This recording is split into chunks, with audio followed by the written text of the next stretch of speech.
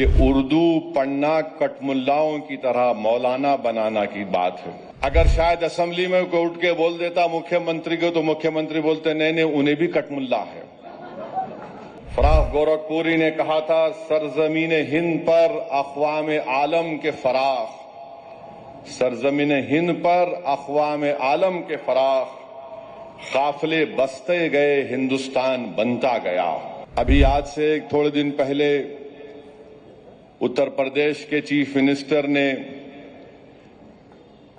اتر پردیش کی اسمبلی میں یہ کہا کہ اردو پڑھنا کٹملاؤں کی طرح مولانا بنانا کی بات ہے، سائنٹسٹ نہیں بنتے۔ اب ظاہر ہے اتر پردیش کے مکھیہ منتری کو تو اردو نہیں آتی، مگر وہ سائنٹسٹ کیوں نہیں بنے اس کا جواب وہی دے سکتے ہیں۔ اتر پردیش کے مکھیہ منتری نے کہا کہ اردو پڑھنے سے کٹملے بنتے ہیں۔ اب اتر پردیش کے مکھیہ منتری کے جو بزرگ تھے یا جس آئیڈیالوجی سے وہ آتی ہیں، ان کے کسی بھی شخص نے اس ملک کی آزادی میں حصہ نہیں لیا۔ یہ گورکھپور سے آتی ہیں اور اسی گورکھپور سے رگھوپتی صاحب فراق بھی آتے ہیں۔ فراق گورکھپوری اردو کا ایک بہت بڑا شاعر تھا، مسلمان نہیں تھا۔ اگر شاید اسمبلی میں کوئی اٹھ کے بول دیتا مکھیہ منتری کو تو مکھیہ منتری بولتے نہیں انہیں بھی کٹملا ہے۔ تو یہ ان کی یہ انٹلیکچوئل کیپیسٹی ہے ان کی۔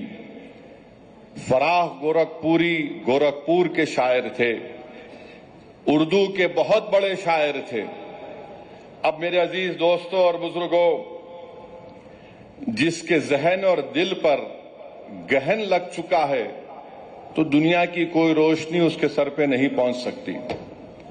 فراق گورکھپوری کا شعر کیا ہے سنیے، یہ بی جے پی RSS والوں کو بتا رہا ہوں جو اردو بولنے والوں کو کٹملا کہتے ہیں۔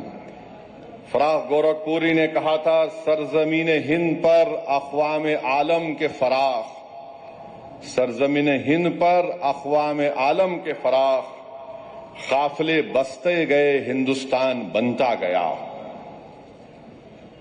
سرزمین ہند پر اقوام عالم یعنی نیشنز آئے اس دیش میں، بستے گئے ہندوستان بنا۔ اب یہ جو آرگیومنٹ ان کا RSS کا ہے کہ نہیں یہ باہر سے آئے، تم بھی باہر سے آئے، جتنے آرینس ہے باہر سے آئے، اگر اوریجنل ہے تو ڈریویڈین اور ٹرائبل لوگ ہیں۔ فراق گورکھپوری نے سچائی کو بیان کر دیا۔ اب ان کو نفرت اتنی اردو سے ہے کہ ان کو شاید یہ بھی نہیں معلوم ہوگا کہ حسرت موہانی نے کلکتہ میں انگریز لیڈر کون تھا، مونٹیگو کے خلاف حسرت موہانی نے نعرہ لگایا تھا۔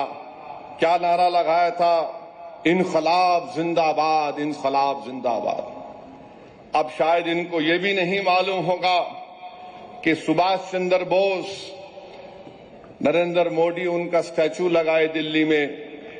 اب نریندر مودی ان کو چھوڑ دیے، تم ذرا یہ بولتے رہو۔ سبھاش چندر بوس جو آزاد ہند فوج بنائے تھے، اس کا نعرہ کیا تھا؟ اتحاد، اعتماد اور قربانی۔